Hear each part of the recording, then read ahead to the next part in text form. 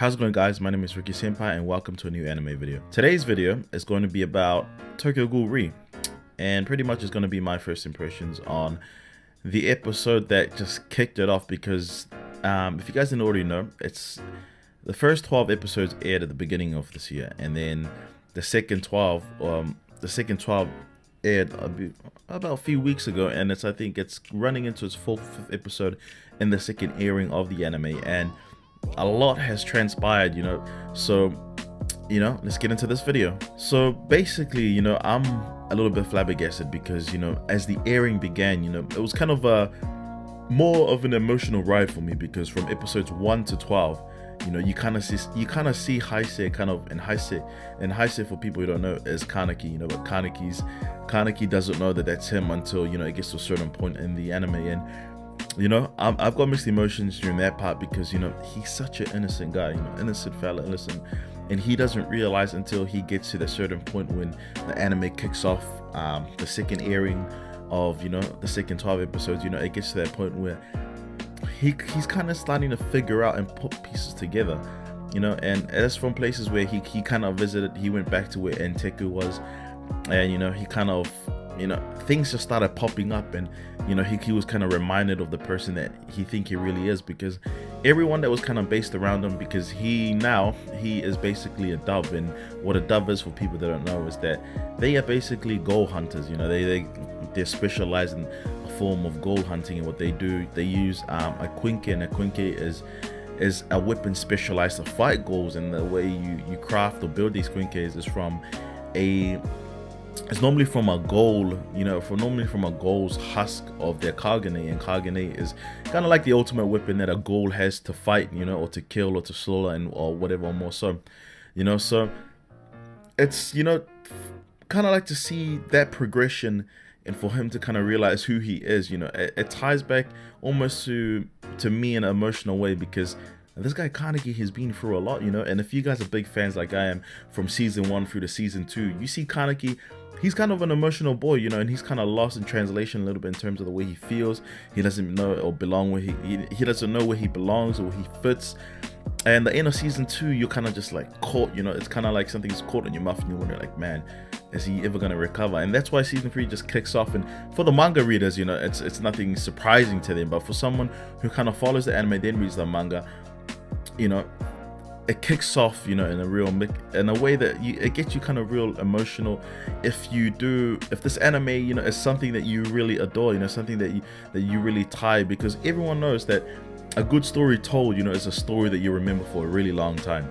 So, like I said before in the very start, it was kind of mixed emotions, because it starts carrying on from there. It heads through to episode 3 or 4 of the new airing, that a lot of the major characters that you really liked, they start to come alive, and then you start seeing things that you not normally realize, that these characters are actually really strong, So that's why I say, and just to keep a spoiler free, that's why I say the way that Tokyo Ghoul has done, or has, the way that they've told the story, they've done it basically in a way where,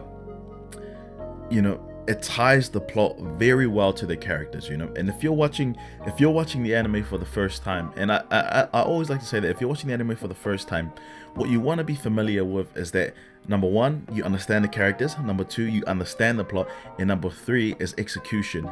And it's really important, because when you have those 3 in sync, you're gonna have a really good anime. And that's why I say, from the beginning of the second airing of the end of the episodes for the season, that's something that a lot of animes, they do this formal style where they air the first 12, then they air the second 12. They kind of get lost because people are still trying to remember, rebuffers from the last beginning of the season up until now. So that's why I say, when it comes to beautiful plot lines, and for them to tie it back to the characters,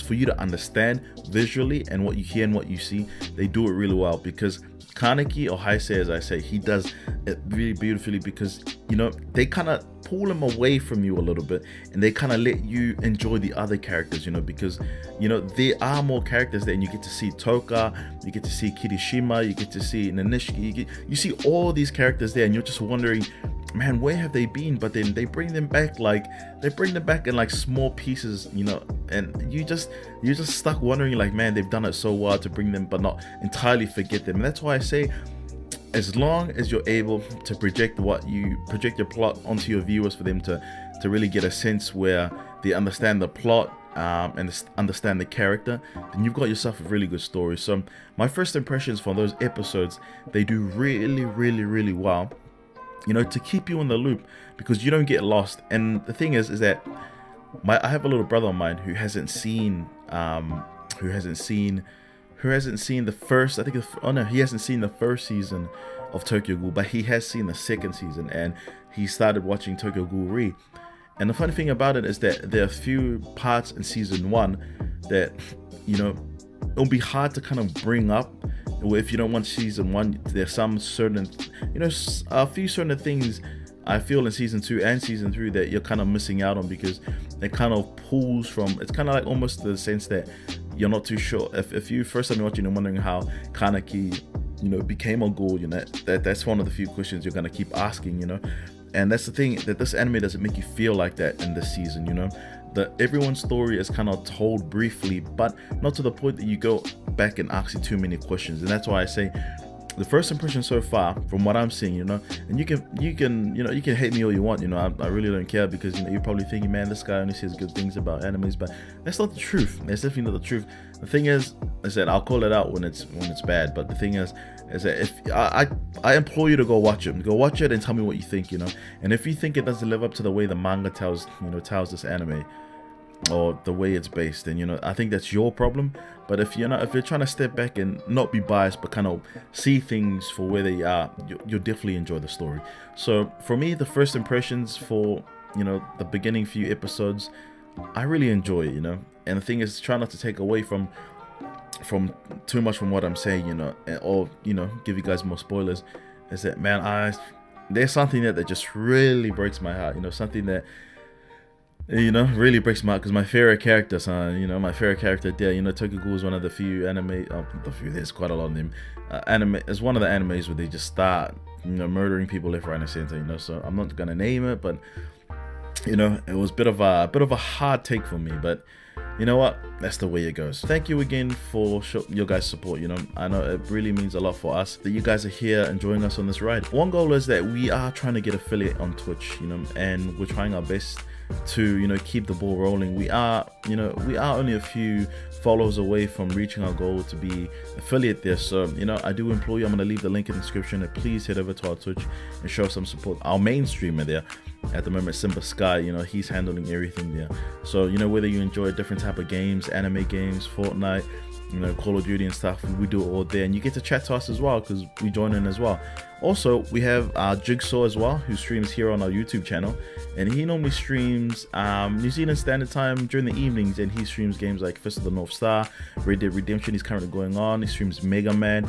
He's got a long line of games, so, you know, please tune in and support him as well, and, you know, sub to our channel to keep us growing. And also, we got SSJ Kage, and if you go through our channel, he does a lot of our comedic videos, and he's got a lot of good stuff, you know. But I do warn you, he does do everything on his PS4, and, you know, for that kind of work to come out on that and look incredibly, look really incredible, I mean, it's, you know, it's pretty good, you know. So it kind of shows the hard work that we're all trying to do to bring content out to you guys. More so for me, I'll keep the anime stuff coming along, and, you know, I will stream from time again, you know, but mostly on Facebook. So if you guys can head over to Facebook after, you know, supporting us on Twitch, I'll leave the links in the description as well. You know, show us some love there as well. Thank you for joining us for this video. My name is Ricky Senpai, and as always, sweet as.